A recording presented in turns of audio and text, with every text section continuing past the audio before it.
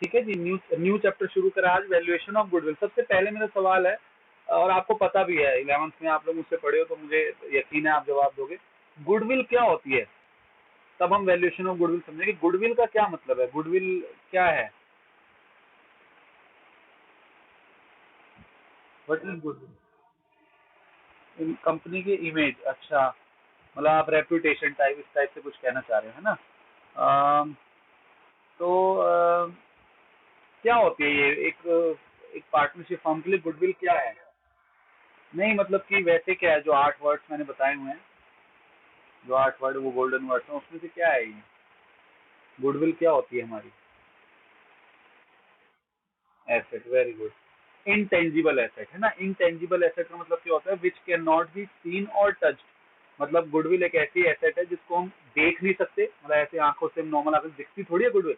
अब किसी कंपनी की इमेज अच्छी है या उस कंपनी की रेपुटेशन अच्छी है तो वो चीज दिख थोड़ी सकती है। अब रिलायंस है, रिलायंस की गुडविल अच्छी है, तो कोई हम देख सकते हैं कि गुडविल को? बस हमें पता है कि भाई उसकी रेपुटेशन अच्छी, ब्रांड वैल्यू है, बस। मतलब तो गुडविल हम देख नहीं सकते। And which can not be touched, और उसको छू भी नहीं सकते। क्या हम किसी ब्रांड की वैल्यू को छू सकते हैं? हम रिलायंस के प्रोडक्ट को छू सकते हैं क्या, लेकिन उसकी वैल्यू को छू सकते हैं? उसकी जो ब्रांड वैल्यू उसको छू सकते हैं? उसकी रेपुटेशन को छू सकते हैं? नहीं छू सकते। जैसे जैसे आपका नाम जैसे युवराज है, तो युवराज को मैं छू सकता हूँ। युवराज का जो नाम है, नाम को थोड़ी छू सकता हूँ। नाम तो एक ऐसी चीज हो गई भाई, नाम है बस उसका, वो which can not be seen और टच, मतलब सुन सकते हैं उसको। ऐसी ब्रांड वैल्यू हमें पता है कि ब्रांड वैल्यू है भाई, इधर उधर नाम सुनते हैं रिलायंस का या टाटा या मैकडोनल्ड्स या कुछ भी, जो ऐसी जो चीज जो फेमस है। मैगी, मैगी की भी देखो एक अलग गुडविल है। आप सोचो कि अब तो बहुत सारी चीजों में चेंज आ गया, बट पहले के टाइम पे क्या होता था, कहते थे मैगी खानी है। मैगी क्या है? एक नेस्ले का प्रोडक्ट है, कंपनी का नाम तो नेस्ले है, और जो उसके अंदर होता है वो नूडल्स होते हैं, उसको नूडल्स कहते हैं जो हम खाते हैं, लेकिन क्या कहते हैं? मैगी।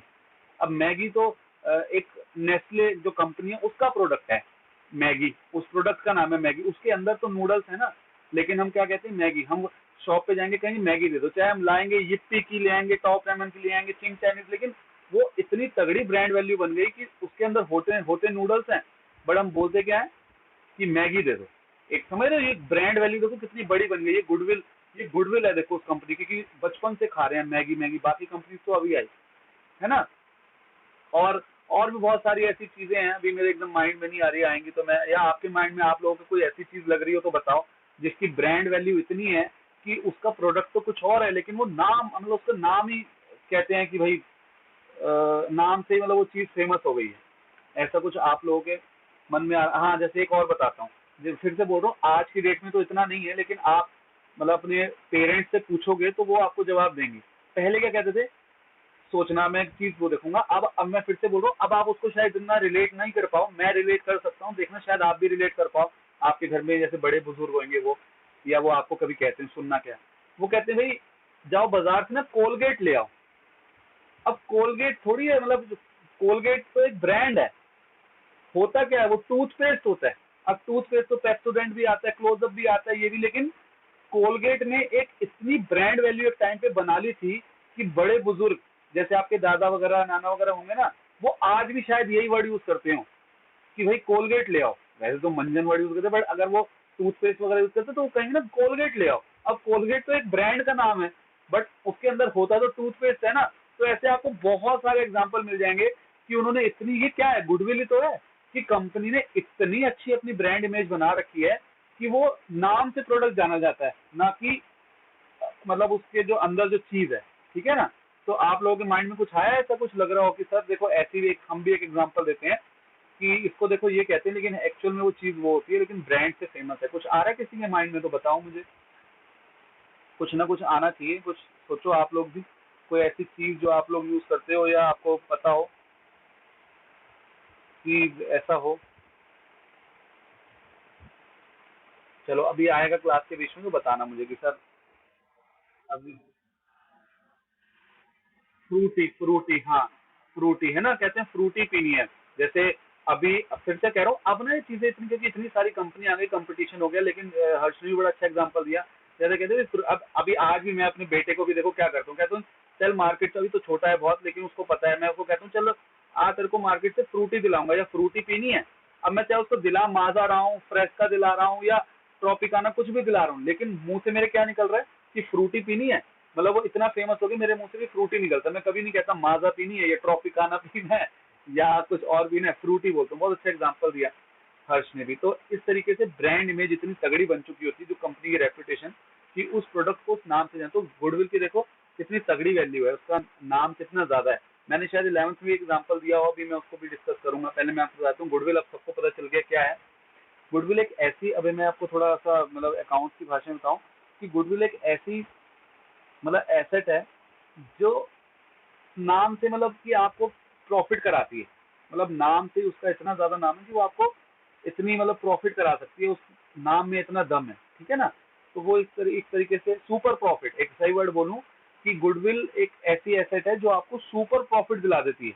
सुपर प्रॉफिट का मतलब थोड़ा समझ रहे हो कि एक नॉर्मल प्रॉफिट से ज्यादा प्रॉफिट दिलवा देती है आपकी गुडविल। तो दैट इज गुडविल, ठीक है ना।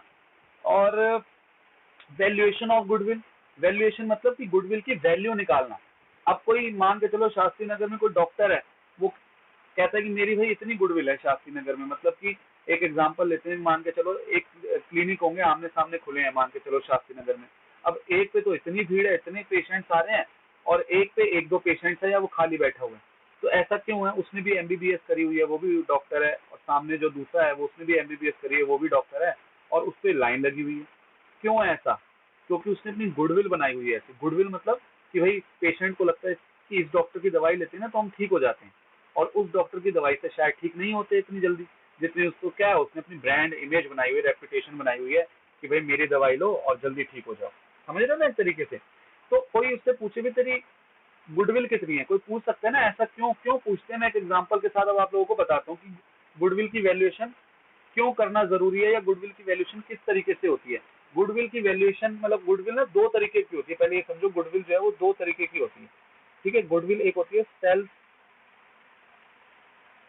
कैलकुलेटेड गुडविल, एक होगी सेल्फ कैलकुलेटेड गुडविल, और एक हो गई परचेज गुडविल। एक हो गई परचेज गुडविल। इन दोनों में अंतर क्या है जरा ये समझना, ये आपके वाइवा वगैरह में भी पूछ सकते हैं भाई। गुडविल जो है सेल्फ कैलकुलेटेड गुडविल होती है, और एक जो है वो अपना परचेज गुडविल होती है। तो इन दोनों में क्या अंतर है, जिसको सेल्फ कैलकुलेटेड या सेल्फ जनरेटेड गुडविल भी कहते हैं, ठीक है ना। तो अब इसमें मतलब समझते हैं। पहले मैं परचेज गुडविल का एक एग्जांपल देता हूँ, उसको समझना।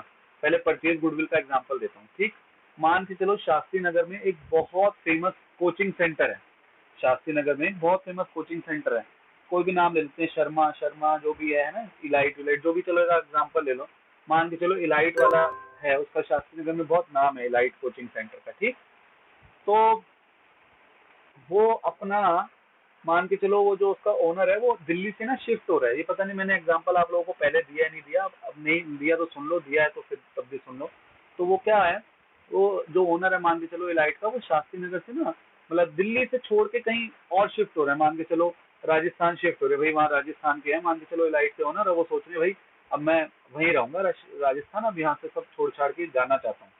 तो अब उनका जो कोचिंग सेंटर है वहाँ क्या रखा होगा अंदर, व्हाइट बोर्ड होगा, चेयर होंगी, टेबल होंगी, मतलब फर्नीचर वगैरह होगा, ऐसे सब चीजें होंगी, ठीक है। और मान के चलो वो जो उनका रूम है या जितना भी बड़ा है, 4-5 रूम है अंदर जैसा भी है, तो वहां पर मान के चलो वो प्रॉपर्टी भी उनकी है फॉर एग्जाम्पल, ठीक।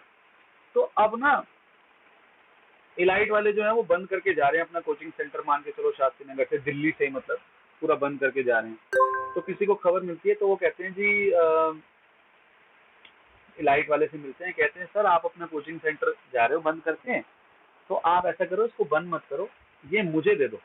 मतलब जितने पैसे आप कहोगे मैं दे देता हूँ, बट ये मुझे दे दो, मैं चलाऊंगा अब इस कोचिंग सेंटर को। आप इसको बंद मत करो, बोर्ड वगैरह भी मत हटाओ, इलाइट ही रहने दो, सब कुछ मतलब सब कुछ मुझे ऐसे का ऐसे दे दो, और आप चले जाओ, और जितने पैसे आप कहते हो मुझे मैं आपको दे देता हूँ, और फिर कल से ये मेरा। इस तरीके से वो बंदा उनको बोलता है इलाइट वालों को।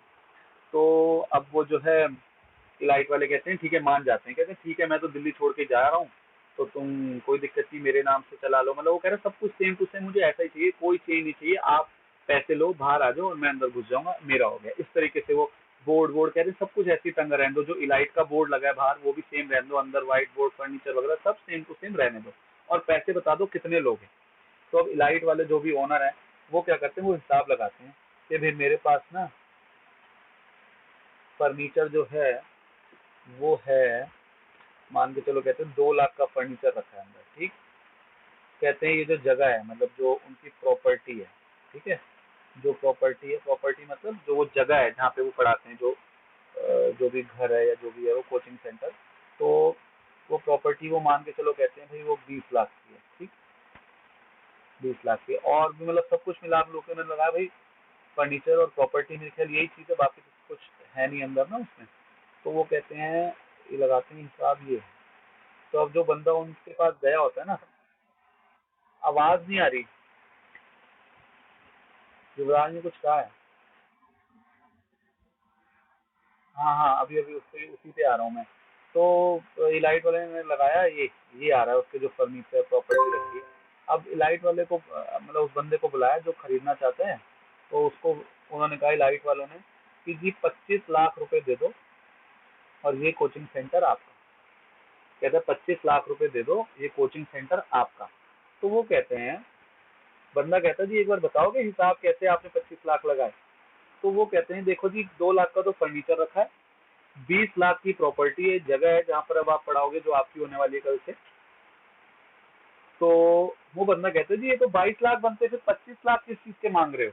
तो वो कहते हैं 3 लाख मैं मांग रहा हूँ अपने नाम के, मतलब कि गुडविल के, मतलब कि आप अब यहाँ पर आओगे, कहेंगे वो कहेंगे देखो ओनर कहेंगे जी देखो शास्त्री नगर में इलाइट का बहुत नाम है, अब आप इसको टेक ओवर कर रहे हो और यही नाम रखोगे, बोर्ड भी ये रखोगे, कोई चेंज नहीं करोगे, तो बताओ आपके पास तो भाई, एक बात हो आपको तो इतनी एडवर्टीजमेंट करने की भी जरूरत नहीं पड़ेगी, क्योंकि आपके वही इलाइट के तो नाम से ही बच्चे आ जाते हैं कि इलाइट इलाइट कोचिंग सेंटर में हमें जाना है, तो वो तो नाम से ही आते हैं, हम तो एडवर्टीजमेंट भी नहीं करते इतने, हर साल जो है बच्चे अपने आप ही आते हैं हमसे पढ़ने।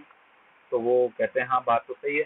तो कहते हैं आपके एडवर्टीजमेंट में नहीं पैसे बचेंगे, कह रहे हैं आप ओनर कहते हैं आप नया कोचिंग सेंटर खोलो जरा शास्त्री नगर में, शास्त्री नगर में गली गली में कोचिंग सेंटर खुले हुए हैं, आप जरा नया कोचिंग सेंटर खोल के देखो, चले जाएगा, वो कह रहे हैं ओनर कह रहे हैं चल जाएगा तो बता देना, कितनी तो आपको एडवर्टीजमेंट करनी पड़ेगी, बच्चों को मतलब कम फीस में पढ़ाना पड़ेगा, बच्चों को लाना पड़ेगा कि मतलब ऐसे वैसे, मतलब आपको बहुत मेहनत करनी पड़ेगी स्टार्टिंग में। और इलाइट वाला कहते हैं हम ये जो आपको बता रहा हूँ मैं, ये मेहनत हम बहुत पहले कर चुके हैं, कई साल पहले हमने अपना नाम बनाया है, तब जाके आज हम इस जगह पे खड़े हैं कि भाई बच्चे हर साल खुद आते हैं हमसे पढ़ने, हमें एडवर्टीजमेंट भी नहीं करनी पड़ती। ऐसा इलाइट के जो ओनर है उस बंदे को कहते हैं। तो वो कहते हैं बात तो सही है, आप ठीक कह रहे हो।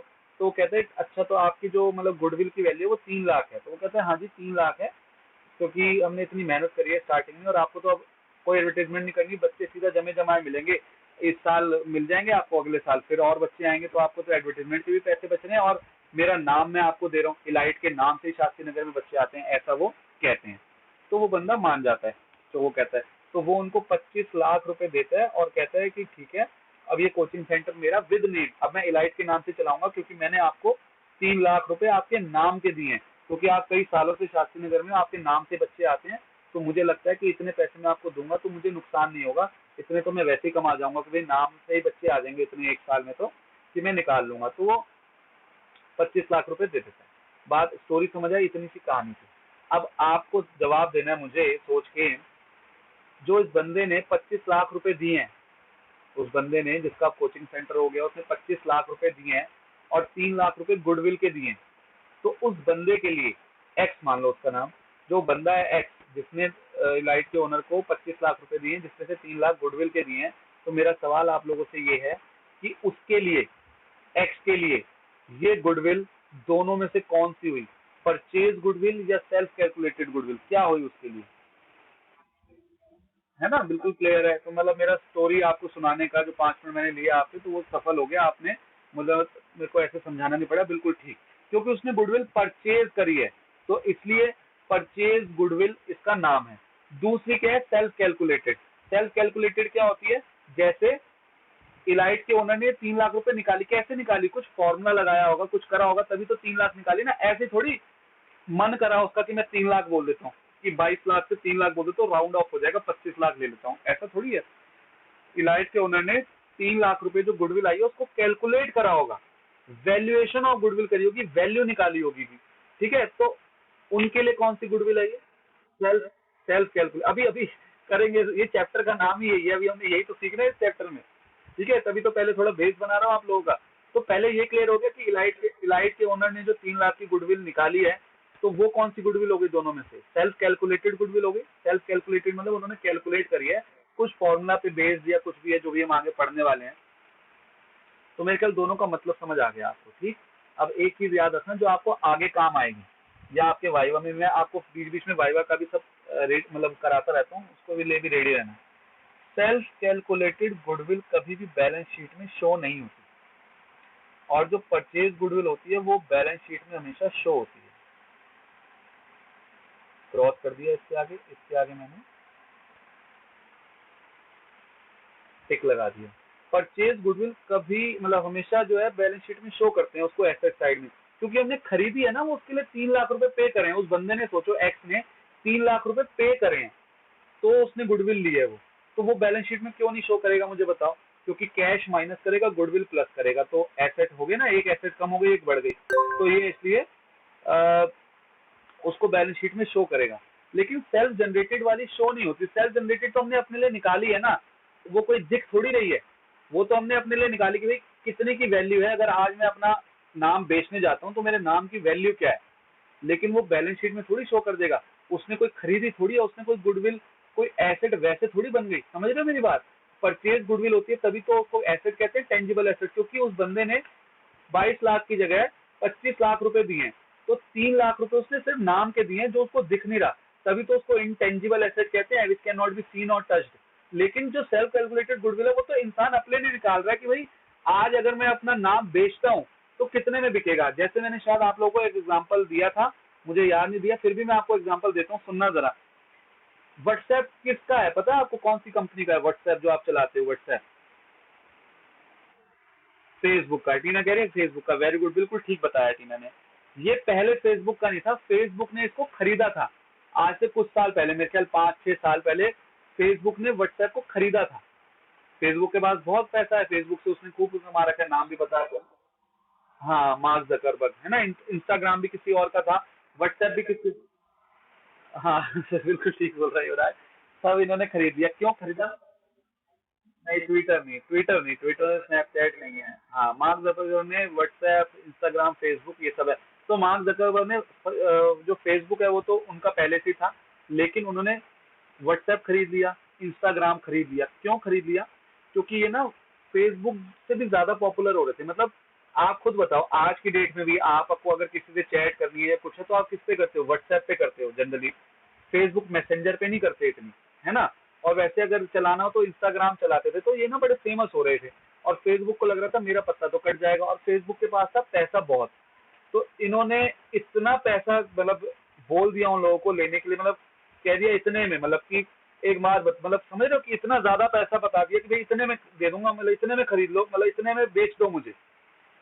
मतलब एक एग्जांपल लो, जैसे व्हाट्सएप, व्हाट्सएप एक मैसेंजर ही तो, एक ऐप ही तो है।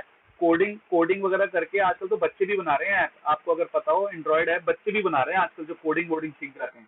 तो ऐप बनाना बहुत कोई मुश्किल चीज नहीं है, उसको पॉपुलर होने वाली बात है भाई व्हाट्सएप इतना। वरना मैसेंजर तो देखो कितने सारे, आप एंड्रॉइड पे सर्च मारो प्ले स्टोर पे, मेरे को लगता है 100 से ऊपर आ जाएंगे। ये टेलीग्राम वगैरह वो भी खैर फेमस हो गया, ऐसे कितने हाइक वाइक ये वो बहुत सारे हैं। मतलब मैं तो इतना मुझे पता 100 से ऊपर तो होंगे ही अगर आप प्ले स्टोर में उसको ढूंढोगे। लेकिन फेमस कौन सा है? व्हाट्सएप। तो आप एक बात आओ, व्हाट्सएप ना बहुत फेमस होने लगा। लोग फेसबुक पे तो सिर्फ वैसे मतलब फेसबुक चला रहे, लेकिन मैसेज करना हो तो व्हाट्सएप कर रहे थे। तो मार्क जकरबर्ग को लगा कि भाई ऐसा तो गड़बड़ हो रही है, तो उसने जो व्हाट्सएप, दो फ्रेंड्स ने बनाया था व्हाट्सएप। तो व्हाट्सएप को बनाने में कोई बहुत ज्यादा पैसा थोड़ी लगा होगा, खुद बताओ। कोडिंग बना दी तो उन्होंने ऐप बना दी। फिर जो मैसेंजर वगैरह जाते थे, मैसेजेस वगैरह जाते थे इधर उधर, तो उसके लिए एक स्टोरेज चाहिए होती है, तो वो स्टोरेज खरीद ली होगी। तो एक बात बताओ, कितना खर्चा लगा होगा, कितना खर्चा लगा होगा एक व्हाट्सएप की ऐप बनाने में, और उसका जो खर्चा जो महीने का लगता होगा कितना लगता होगा? 1 लाख, 2 लाख, 10 लाख, 20 लाख, 1 करोड़, 2 करोड़ लगता होगा। इससे ज्यादा तो नहीं लगता होगा। आपको लगता है इससे ज्यादा खर्चा आता होगा उसका व्हाट्सएप का, उसकी मेंटेनेंस में? जब स्टार्टिंग में, आज तो मुझे नहीं पता ज्यादा लगता होगा, पर उस टाइम पे जब इतना 1 करोड़ भी नहीं लगता होगा, है ना। तो व्हाट्सएप को मार्क जकरबर्ग ने उनके आगे बोल दिया 5,000 करोड़ रुपए में मुझे व्हाट्सएप दे दो। अब मुझे बताओ, वो 2 लड़के जिन्होंने व्हाट्सएप बनाया, 5,000 करोड़ सुन के तो वो कहेंगे भाई ले लो। सुन रहे हो मेरी बात, समझ रहे हो।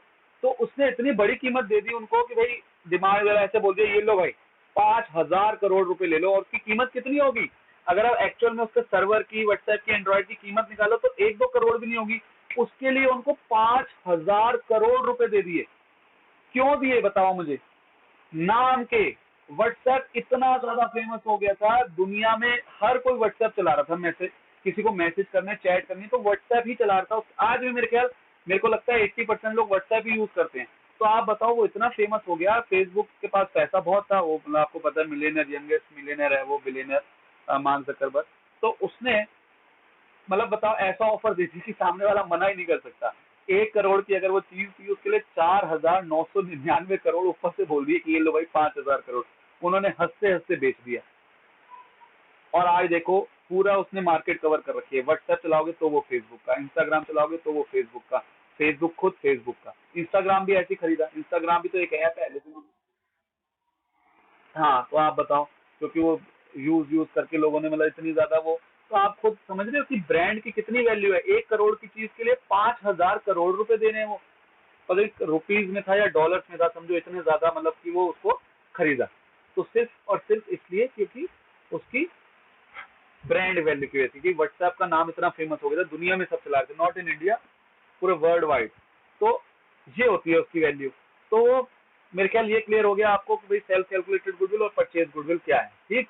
तो इसलिए जो ये, अब जैसे मार्क जकरबर्ग ने खरीदा उसको, व्हाट्सएप को, तो जब वो अपनी बैलेंस शीट बनाएंगे तो वहां वो शो करेंगे कि भाई 5,000 करोड़ की खरीदी, ठीक है, मतलब गुडविल के इतने पैसे दिए। लेकिन सेल्फ कैलकुलेटेड होती है अपने लिए निकालने के लिए, देखने के लिए कि अगर आज मैं मार्केट में जाता हूँ तो कितने की मेरी वैल्यू है मार्केट में मेरे नाम की, ठीक है। तो वो अपने से निकालने के लिए होती है, तो इसलिए वो बैलेंस शीट में थोड़ी शो होगी, कोई खरीदी थोड़ी है हमने वो। तो इतनी सी बात आप लोगों को समझ आ गई।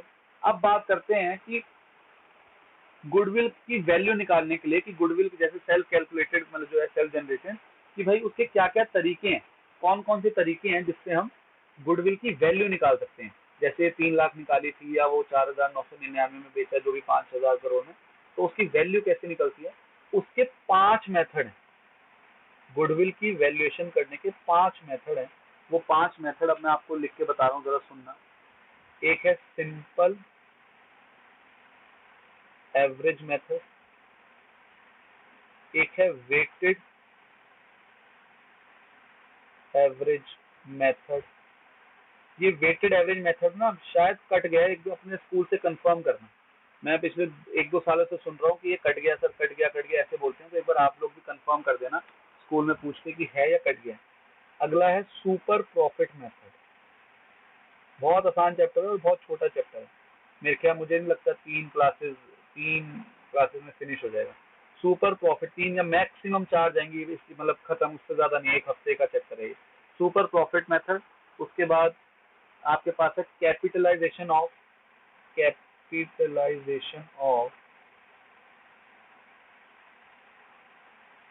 Average profit method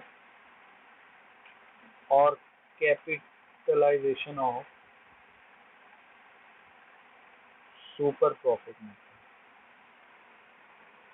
super profit method, ये 5 मेथड है, जिसमें शायद एक कट गया है, वो कंफर्म करना। अभी नहीं कराऊंगा वो, मैं सिंपल एवरेज के बाद सीधा सुपर कराऊंगा, क्योंकि वेटेड एवरेज आसान भी है, मतलब मैं लेकिन उस पर टाइम वेस्ट नहीं करना चाह रहा। जो चीज नहीं आनी जबरदस्ती क्यों वो करे। हालांकि कहोगे तो एक क्वेश्चन करा दूंगा। Super profit method, capitalisation of average profit method और capitalisation of super profit method, ये 5 मेथड हैं जिससे हम गुडविल की वैल्यूएशन कर पाते हैं कि भाई कितनी हमारे नाम की वैल्यू है आज की डेट में, ठीक। तो सबसे पहले हम कर रहे हैं सिंपल एवरेज मेथड। तो आप पहला क्वेश्चन निकालो। सबसे पहले पहला ही क्वेश्चन कराऊंगा आपको, जो अनसॉल्व क्वेश्चन है आप लोगों की बुक में, वो निकाल लो, उसको मैं कराने जा रहा हूँ, ठीक है। तो पहला क्वेश्चन मुझे एक बार बता दो, 2021 वालों की बुक जो है जिनके पास, पहले का आंसर से कंफर्म करता हूँ, क्योंकि पूरा क्वेश्चन पढ़ूंगा तो टाइम वेस्ट होगा। आंसर 45,000 है, गुडविल निकाली हुई 45,000। यही है ना फर्स्ट क्वेश्चन? ठीक है ठीक है, तो इसको कर रहे हैं हम। युवराज की बुक में भी फर्स्ट है और बाकी लोगों की बुक में भी फर्स्ट है। जरा क्वेश्चन पढ़ रहा हूँ, जरा सुनना। क्वेश्चन नंबर 1 कर रहे हैं। कह रहा है goodwill is to be valued at 3 years purchase of 4 years average profit. ये लाइन थोड़ी अजीब सी है, अभी समझेंगे। Goodwill is to be valued, कह रहा है गुडविल जो आपको वैल्यू करनी है 3 years परचेज की गुडविल वैल्यू करनी है और 4 years एवरेज प्रॉफिट, 4 सालों के एवरेज प्रॉफिट को, 4 सालों का एवरेज प्रॉफिट। एवरेज मुझे आई होप आप लोगों को पता है एवरेज का मतलब क्या होता है, ठीक है? अभी नहीं पता तो फिर उसको भी डिस्कस कर लेंगे। कह रहे 4 सालों के एवरेज प्रॉफिट ले लो, पिछले 4 सालों के, उससे गुडविल कैलकुलेट कर दो, वैल्यू कर दो। और आपको पिछले 4 सालों के प्रॉफिट दे रखे हैं। मैं नाम नहीं लिख रहा, मतलब वो साल नहीं बोल रहा, 2016, 17, 18, 19 लिखे हमारे में। मेरे ख्याल इन लोगों में लिखा होगा 2018, 19, 20 और 21 लिखा होगा, ठीक है? साल पे मतलब वो मत होना परेशान, बस पिछले 4 सालों के ये प्रॉफिट दे रखे हैं आपको, ठीक। और आपसे कह रहा है कि गुडविल आप निकाल दो पिछले 4 सालों का एवरेज प्रॉफिट लेके, 3 years परचेज को, मतलब उसको रख के माइंड में, ठीक। तो पहले आप लोगों से पूछता हूँ मैं पहले, क्या मुझे पिछले जो 4 सालों का प्रॉफिट दे रखा है, क्या आप लोग मुझे पिछले 4 सालों का एवरेज प्रॉफिट निकाल के बता सकते हो? क्या होगा एवरेज प्रॉफिट? आप लोगों से पूछता हूँ, एवरेज प्रॉफिट बताओ मुझे पिछले 4 सालों का। युवराज कह रहे 15,000। और कोई बताए?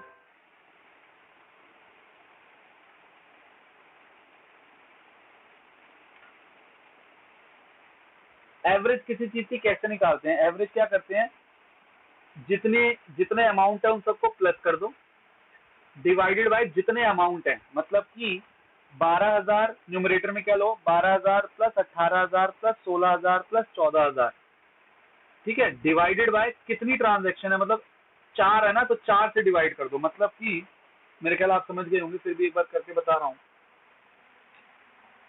आप लोगों ने खैर स्टैटिस्टिक्स में पढ़ा भी होगा ये, फिर भी मैं लिख के बता रहा हूँ। किसी चीज का एवरेज निकालना होता है, और आप अपने मार्क्स भी तो ऐसे निकालते हो, जो हम कहते हैं कि 60% मार्क्स आए सर मेरे, 70% आए, ऐसे ही तो करते हो। अपने सारे जो मार्क्स होते हैं उनको प्लस करते हो और डिवाइडेड बाय जितने सब्जेक्ट हैं उससे उसको डिवाइड कर देते हो, तो वो जितना आता है और उसको 100 से मल्टीप्लाई कर दोगे तो वो परसेंटेज में हो जाएगा। लेकिन आप एवरेज, जैसे एक एग्जांपल लेता हूँ ताकि आप लोगों को प्रैक्टिकली समझ आए, ये कर दूंगा वो तो मुझे पता है आप लोग भी इसको रट लोगे। एक एग्जांपल लेते हैं, जैसे आप लोगों के 4 सब्जेक्ट हैं, ठीक है, 4 सब्जेक्ट फॉर एग्जांपल आप लोग हैं। एक में आते हैं आपके 60 नंबर, एक में आते हैं 70 नंबर, एक में आते हैं 90 नंबर और एक में आते हैं 100 नंबर। एक में 60, एक में 70, एक में 90, एक में 100, ऐसे आपके 4 उसमें आए हैं। एक में, फिर से बोल रहा हूँ, एक में 60 मार्क्स आए, एक में 70 मार्क्स, एक में 90 मार्क्स आए और एक में 100 मार्क्स आए, ठीक है। तो मैं आपसे पूछता हूँ भाई कितनी परसेंटेज आई आपकी, ऐसे भी पूछ सकता हूँ या फिर ऐसे कह सकता हूँ भाई आपके एवरेज मार्क्स कितने आए। तो आप कैसे निकालते हो परसेंटेज भी, चलो आप कैसे निकालते हो, आप इन चारों को प्लस करते हो। आपके जो 4 सब्जेक्ट मैंने बोले 60, 70, 90 और 100, इन चारों को प्लस करते हो और डिवाइडेड बाय 4 करते हो, तो क्या आता है, ये एवरेज मार्क्स आ गए जो 80 आएगा, और इंटू 100 कर दोगे तो आप होगे 80% मार्क्स आ गए हमारे। ऐसे तो करते हैं। तो यहाँ पर भी मैं क्या कह रहा हूँ, एवरेज करोगे अगर आप, तो एवरेज क्या करते हैं, सम ऑफ ट्रांजेक्शन,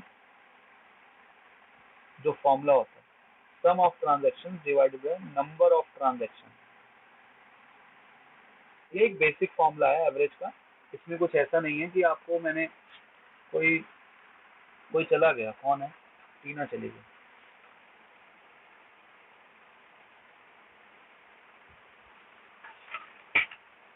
ठीक है। हाँ, तो मैंने आपको कोई वैसे अलग चीज नहीं बताई, एक नॉर्मल सा एवरेज निकालना बताया कि किसी चीज का एवरेज निकालना होता है तो कैसे निकालते हैं, ठीक है। हाँ जी, टीना भी आ गई। मैं कह रहा हूँ मैंने सिर्फ आप लोगों को नॉर्मल एवरेज निकालना सिखाई है, कोई ऐसे नहीं कि इस टॉपिक के हिसाब से कहे, कोई भी आपको एवरेज निकालने को कहे तो आप क्या करोगे, जितनी ट्रांजेक्शन है ना उनका टोटल कर दो, मतलब उनका सम कर दो। जैसे इसमें 12,000, 18,000, 16,000 और 14,000 है, तो उनका प्लस कर दो divided by number of transaction. Transaction है कितनी, 4 है, तो डिवाइड बाय 4। जिससे युवराज ने आंसर बताया कि कितना है, 15,000। फिर भी मैं एक बार लिख देता हूँ। अब देखो 12,000 है प्लस 18,000 है प्लस 16,000 है प्लस 14,000 है, डिवाइडेड बाय कितनी है टोटल, 4 ट्रांजेक्शन है। तो इसको आप सॉल्व करोगे तो आएगा 60,000 डिवाइडेड बाय 4, ठीक है जी, जो कि आएगा 15,000। तो 15,000 क्या आ गया, एवरेज प्रॉफिट आ गया हमारा पिछले 4 सालों का, 4 ईयर्स का। क्योंकि क्या करा हमने, पिछले जो 4 साल जो रखे हैं उनका हमने प्लस करा, डिवाइड बाय 4 से करके, तो एवरेज प्रॉफिट आ गया पिछले 4 साल का 15,000। ठीक है, इसका मतलब ये है कि हम पिछले 4 सालों से ना लगभग 15,000 रुपए का प्रॉफिट कर रहे हैं। जैसे एक साल 12,000 करा, फिर एक साल 18,000 भी कर लिया, फिर एक साल 16,000 करा, फिर एक साल 14,000 भी कर लिया। तो कोई भाई हमसे पूछेगा ना, भाई आप एवरेज जो है वो लगभग कितना कमाते हो प्रॉफिट साल का, तो हम कहेंगे 15,000। लेकिन आप देखो, एक साल 12 भी कमाया, एक साल 18, एक साल 16, एक साल 14, लेकिन एवरेज कह देते भाई हमने एवरेज जो है ना साल के 15,000 प्रॉफिट कमा लेते हैं, ऐसा हम कह देते हैं ना। तो वो ये हुआ है। अब आपको गुडविल निकालनी है, और कौन से मेथड से गुडविल निकाल रहे हैं, सिंपल एवरेज मेथड से। और हमने क्या करा, एवरेज तो निकाली है, एवरेज प्रॉफिट निकाल दिया, सिंपल एवरेज मेथड इसी को कहते हैं। अब गुडविल निकालने का फॉर्मूला देखना क्या है, इस वाले मेथड से, average profit into number of years purchase, ये आपको क्वेश्चन में दे रखा होगा। अब इसको डिस्कस करते हैं क्या होता है। तो एवरेज प्रॉफिट कितना है, 15,000, नंबर ऑफ ईयर्स परचेज, जरा क्वेश्चन में देखो कितना दे रखा है, पहली लाइन पढ़ो क्या लिखा है, goodwill is to be valued at 3 years purchase. तो नंबर ऑफ ईयर्स परचेज रखा है 3, तो आपका आंसर कितना आ गया, 45,000। तो आपकी गुडविल कितनी आ गई, 45,000। आपकी गुडविल कितनी आ गई इस मेथड के अकॉर्डिंग, 45,000। अब एक बार क्लियर कर लेते हैं भाई, ये नंबर ऑफ ईयर्स परचेज कैसा, थोड़ा ये समझ नहीं आया। तो पहले मैं आपकी बुक में क्या लिखा है वो बताता हूँ, ताकि आपको देखते हैं उससे समझ आ जाए, वरना कोई नंबर ऑफ ईयर्स परचेज में कोई लंबी चौड़ी कहानी नहीं है। बस एक बार पहले मैं आपको बताया तो बुक में क्या लिखा है, जरा सुनना। कह रहा है number of years purchase means the number of years for which the partnership firm is likely to earn same amount of profit after change of ownership because of efforts put in the past। मतलब कह रहे हैं कि ये जो है ना, इस फर्म को, पार्टनरशिप फर्म को ऐसा लग रहा है कि पिछले 3 सालों में ना इन्होंने काफी मेहनत करी है, ताकि ये प्रॉफिट जो है अच्छे कर सके अपनी, या अपनी जो है प्रॉफिट को बढ़ा सके, या मतलब जितने हैं उसको कंसिस्टेंट कर सके। तो नंबर ऑफ ईयर्स परचेज वो होता है कि पार्टनरशिप फर्म ही तय करती है कि भाई कितने साल का नंबर ऑफ ईयर्स परचेज लेना है, 1 साल, 1.5 साल, 2 साल, 3 साल, 4 साल। तो भाई 4 साल या पिछले 3 सालों में हमने काफी ज्यादा एफर्ट करें कि हम अपने गुडविल को बढ़ाएं, तो इसलिए ये उसके अकॉर्डिंग ले लेते हैं। क्वेश्चन में आपको एक गिवन होगा, आपने ज्यादा दिमाग नहीं लगाना। इसमें तो 3 ईयर्स परचेज लिखा है, किसी में 3 टाइम्स लिख देगा, किसी में मतलब ऐसे आपको मतलब देता, मतलब ये आपको छुपा के नहीं देगा, देगा नंबर ऑफ ईयर्स परचेज। क्योंकि अगर आपको नंबर ऑफ ईयर्स परचेज नहीं देगा तो आप क्वेश्चन कैसे करोगे। इस मेथड में जब फॉर्मूला गुडविल का क्या है, average profit into number of years purchase, तो वो तो नंबर ऑफ ईयर्स परचेज तो आपको क्वेश्चन में कंफर्म देगा ही देगा। क्योंकि इसमें मैं आपको ये भी नहीं कहूंगा कि नंबर ऑफ ईयर्स परचेज नहीं दे रखा होगा तो 1 मान लेना, 2 मान, ऐसा कुछ नहीं है, दे ही रखा होगा, ठीक है ना। और एवरेज प्रॉफिट आपको 15,000 को वो तो आपने निकाल लिया भाई क्वेश्चन में, ठीक है। एक बार ना एक क्वेश्चन नंबर 3 है जिसका आंसर 30 लाख रुपीज है, दिख रहा है आप लोगों को, 30 लाख रुपीज है क्वेश्चन, या 17,54,400 हो।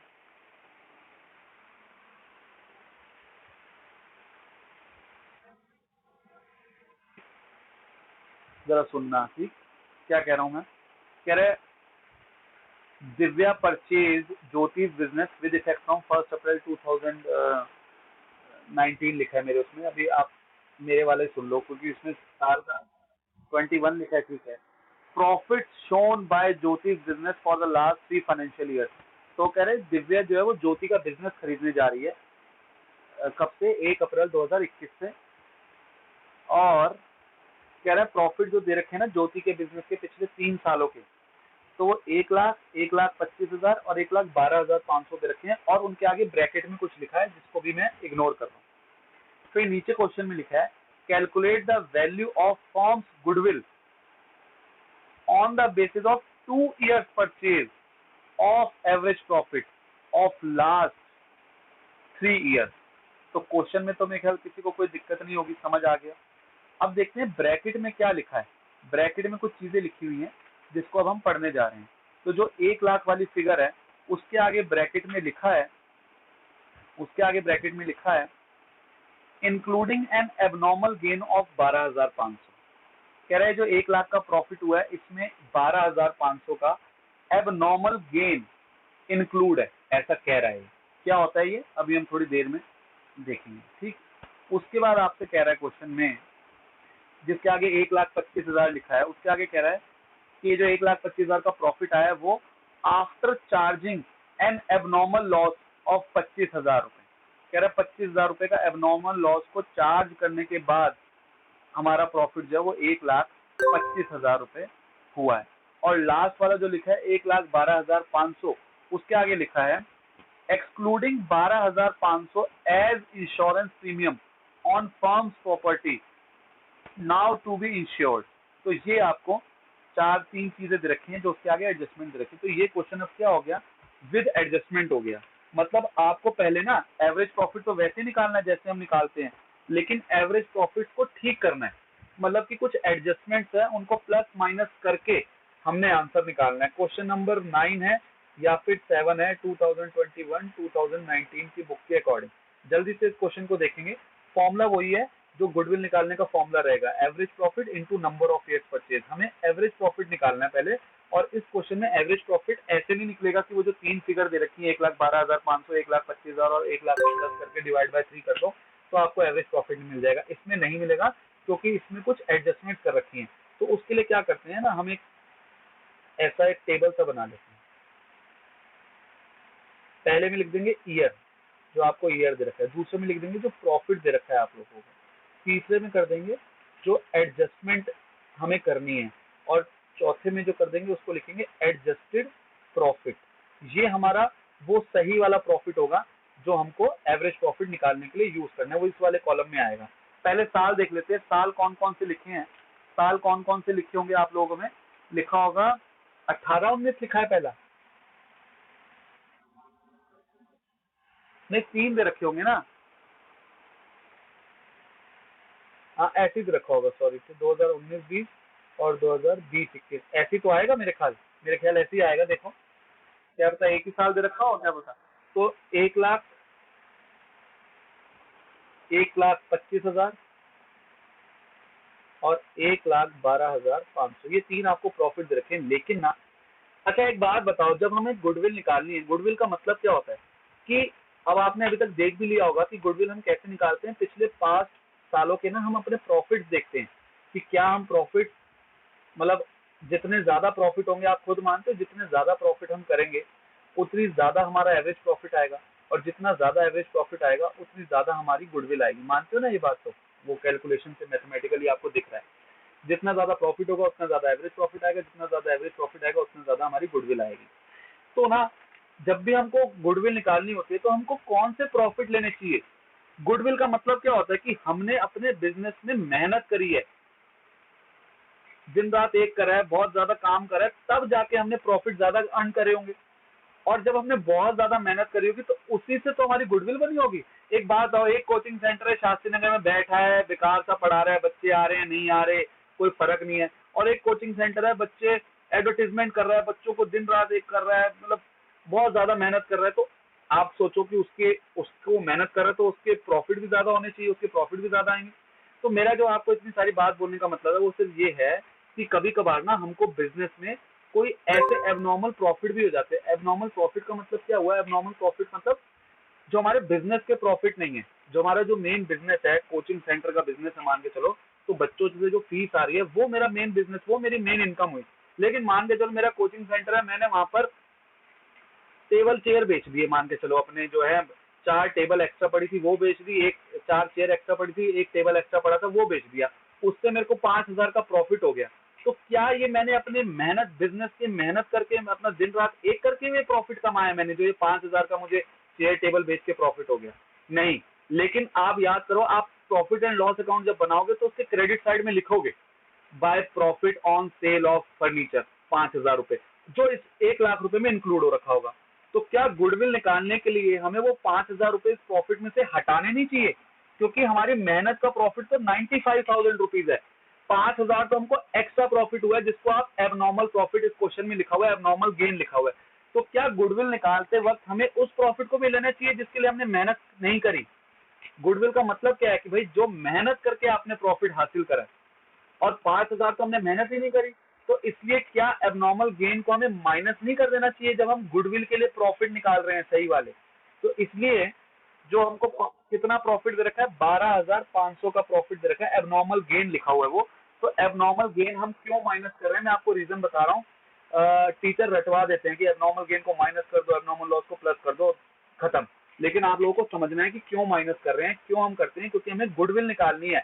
गुडविल का मतलब होता है जो मेहनत दिन रात एक करके आपने अपना नाम बनाया, तो उसमें आप वो 5,000 का सेल जो आपने प्रॉफिट कमाया है फर्नीचर बेच के, वो प्रॉफिट को क्यों जोड़ोगे आप? तो इसलिए 1,00,000 में से उसको हटा दोगे। फिर बात करते हैं अगला।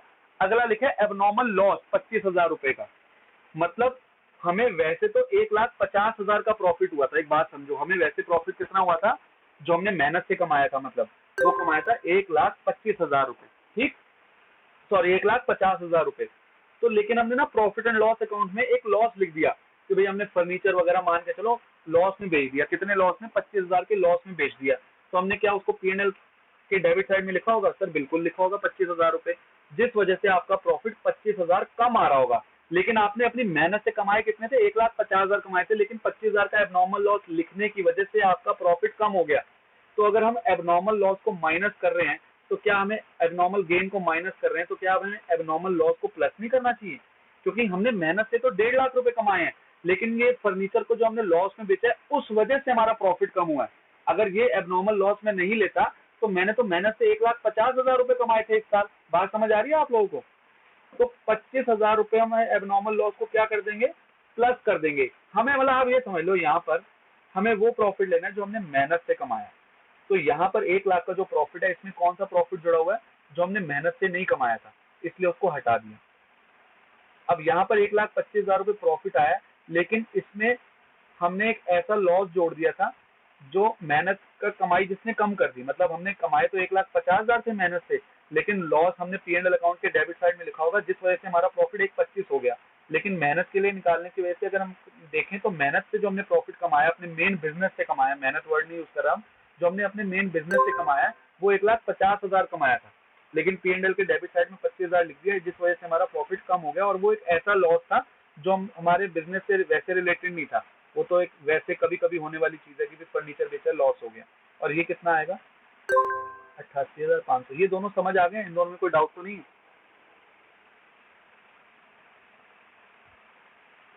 चले गए? क्लियर है। अगला देखो, अगला लिखा है कि कह रहा है 1,12,500 का जो ये वाला प्रॉफिट आया है, इसमें ना हम लोग इंश्योरेंस लेना भूल गए। तो मुझे तो इंश्योरेंस तो एक नॉर्मल खर्चा है ना, इंश्योरेंस कराना तो एक नॉर्मल खर्चा है। आप P&L अकाउंट के डेबिट साइड में भी लिखते हो। क्या ये कोई एबनॉर्मल खर्चा है, एबनॉर्मल लॉस है, या ये आपको हर साल खर्चा करना ही होता है? एबनॉर्मल प्रॉफिट और एबनॉर्मल लॉस का मतलब समझ रहे हो? जो कभी कभी होता है, जो कभी कभी हमारे बिजनेस में होता है। आप हर साल थोड़ी फर्नीचर बेचते हो, कभी कभी बेचते हो जिससे आपको प्रॉफिट या लॉस होगा। लेकिन इंश्योरेंस तो आप हर साल पे करते हो। तो ये तो बिजनेस का नॉर्मल खर्चा हो गया जो बिजनेस के एक्चुअल प्रॉफिट या लॉस निकालने में आप लेते हो। तो कह रहे हैं हम ना गलती से हमने 12,500 की इंश्योरेंस प्रीमियम पे करा था, लेकिन हम उसको P&L में लेना भूल गए। वो यही कह रहा है ना कि 1,12,500 का जो प्रॉफिट हुआ उसमें हम 12,500 का इंश्योरेंस प्रीमियम लेना भूल गए। तो आप मुझे बताओ, इसको मुझे प्लस करना चाहिए, माइनस करना चाहिए? तो नॉर्मल बिजनेस का खर्चा है जो हमने नहीं करा। Minus, very good. क्यों? क्योंकि ये तो नॉर्मल बिजनेस का खर्चा था, ये तो हम P&L में लेना भूल गए और नहीं लिया, जिस वजह से प्रॉफिट ज्यादा आ रहा है। तो अब इसको तो माइनस करना चाहिए। तो ये आ गया 1,00,000, यही आएगा ना, ये 1,00,000 आएगा। 12,500 माइनस करूंगा तो ठीक है। अब इसको प्लस माइनस करेंगे, कितना आएगा? 8, हाँ जी, हाँ वही मेरे को लग रहा है, मैं तो कहीं तो गलती कर रहा हूँ मैं। Thank you. 87,500, ये 3,37,500 आ गया। 3,37,500 आ गया। एक बार बोले 5, 7, 8 और 5, 13, 1, हाँ 3,37,500 आ गया। ये हमारा टोटल प्रॉफिट आया। एवरेज निकालने के लिए क्या करूंगा? एवरेज प्रॉफिट निकालने के लिए क्या करूँ?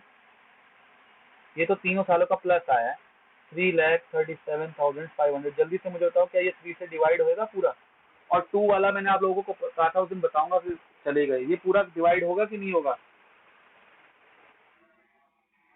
हाँ, वेरी वेरी गुड, बिल्कुल ठीक। मैंने इसको 3 से डिवाइड करा तो ये आया 1,12,500। 1,12,500 हमारा क्या आ गया? एवरेज प्रॉफिट आ गया। अब अगर मुझे गुडविल निकालनी है तो मुझे बताओ क्या करूं?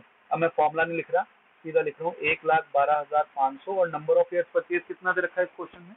नंबर ऑफ ईयर्स परचेज दे रखा है 2। तो 1,12,500 को 2 से मल्टीप्लाई करूंगा तो कितना आएगा? 2,25,000 रुपए। ये हमारी गुडविल आ गई इस क्वेश्चन के अकॉर्डिंग। क्वेश्चन समझ आया है? मुश्किल तो नहीं था? समझा भी दिया मैंने किस तरीके से करा है। रखना है तो रख सकते हो, एबनॉर्मल गेन माइनस होता है, एबनॉर्मल लॉस प्लस होता है। क्यों होता है उसका रीजन बता दिया।